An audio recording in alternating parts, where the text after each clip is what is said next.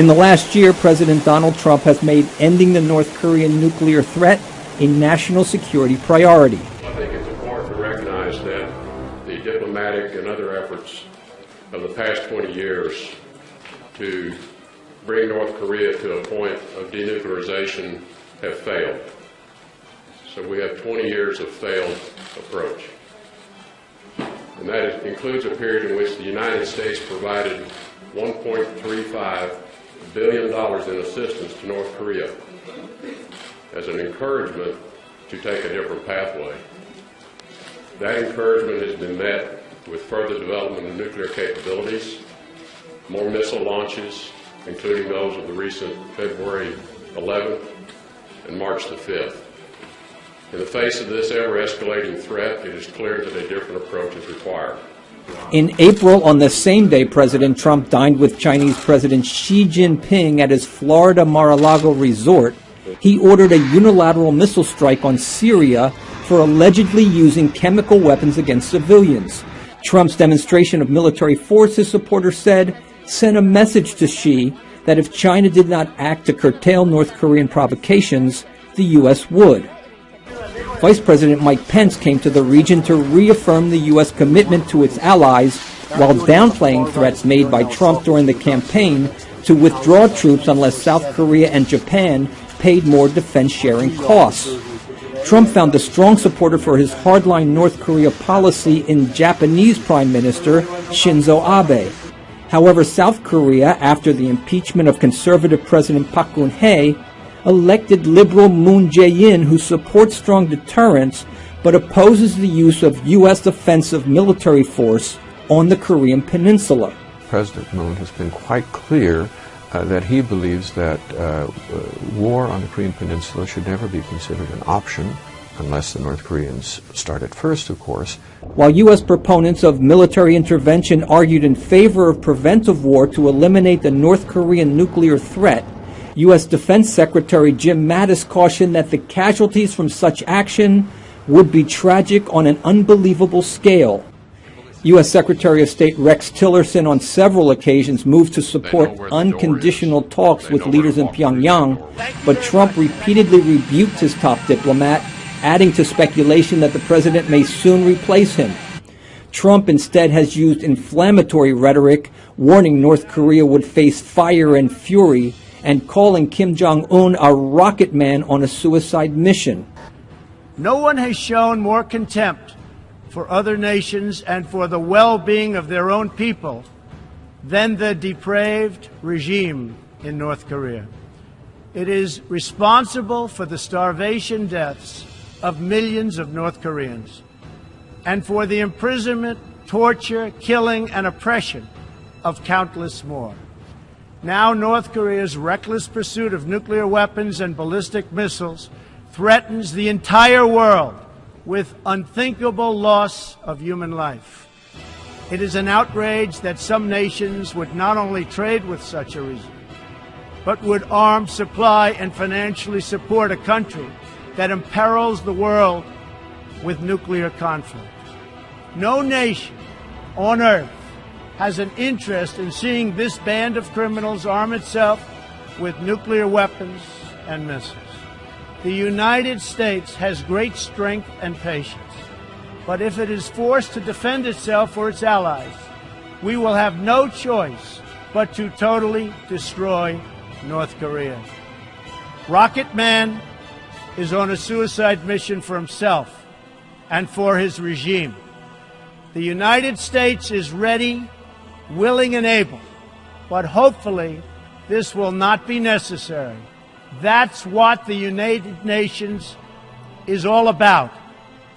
That's what the United Nations is for. Let's see how they do. It is time for North Korea to realize that the denuclearization is its only acceptable future. Pyongyang would back down from a threat to send an ICBM into waters near the U.S. Pacific territory of Guam, but launched 2 long-range missiles over Japan and in September conducted its 6th nuclear test. North Korean provocations. We've grown somewhat numb to them here in the nation, but noticeable strides made in missile technology has more citizens down south worried. Pyongyang declared it completed its weapons development after their latest ICBM launch. For the second part of our year-end special, JONG has a wrap-up of the regime's nuclear and missile upgrades through 2017. This year, North Korea conducted 1 nuclear test and 15 missile tests, firing 20 missiles in total. That's fewer tests than last year, but this year's provocations were bolder and more daring in that the regime continuously tested upgraded missiles, which are now deemed to be capable of striking anywhere in the United States. Among the missiles Pyongyang fired in 2016, the ones with longest ranges were the intermediate-range Musudan ballistic missiles. These can fly up to 3,000 kilometers, putting the U.S. territory of Guam within reach. But these missiles weren't considered a big threat, as only 1 out of the 8 Musudan tests was successful. This year, the regime started firing missiles with longer ranges. Intermediate-range Hwasong-12 missiles fired in August and September passed over Japan.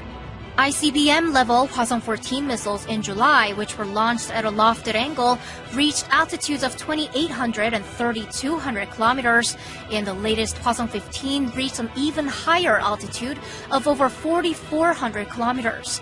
The higher the altitude, the longer the missile range. If fired at a normal trajectory, the Hwasong-15 is believed to be able to fly up to 13 or 14,000 kilometers. The Hwasong-15 ICBM can carry a supersized nuclear warhead and strike the whole United States. It's the DPRK's most powerful ICBM and meets the DPRK's goal of completing the rocket weapons development. But still unanswered are 2 questions. Has North Korea developed the technology to miniaturize a nuclear warhead, and can its missiles successfully re-enter the Earth's atmosphere? The ideal weight of a nuclear warhead designed for an ICBM is seen to be around the 500-kilogram range.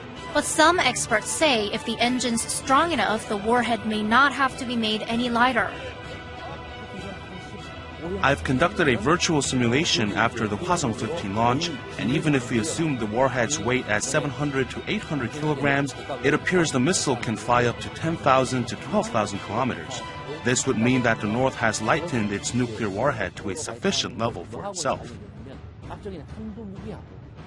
Missile re-entry is another crucial part. When an ICBM re-enters the atmosphere, it has to protect the nuclear bomb inside from frictional heat of 7,000 to 8,000 degrees Celsius, as well as massive pressure and vibrations.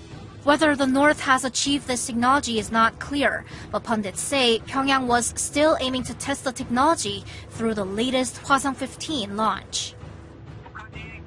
The North decided not to fire its missile to fly over Japan, because if it does, then it can't check whether the missile successfully re-entered the atmosphere, as it doesn't have a satellite.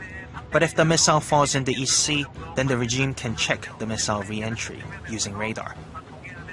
Having declared the completion of its nuclear weapons program, will the reclusive regime continue with its provocations? Analysts say the North could possibly halt its provocations at least temporarily until after Pyeongchang Winter Olympics and turn toward a peaceful dialogue with the surrounding countries.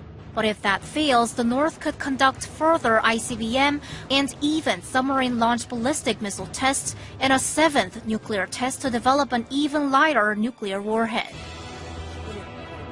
What the North calls a completion is actually about 90% complete, not 100%. There's more stages Pyongyang has to go through to diversify its missiles and actually deploy them. The North could also go on to develop solid-fuel missiles and SLBMs. Next week, North Korean leader Kim Jong-un will make his New Year's speech. And there's a lot of interest on whether he'll use the speech to officially declare North Korea as a nuclear state and hint at the possibility of starting negotiations with the U.S. At the United Nations, the U.S. and its allies convinced China and Russia to support stronger international sanctions that ban the North's lucrative coal and mineral exports and cut off 1/3 of its oil imports. In November, North Korea announced it had reached its goal of developing operational ICBM capability after conducting its most powerful missile test to date.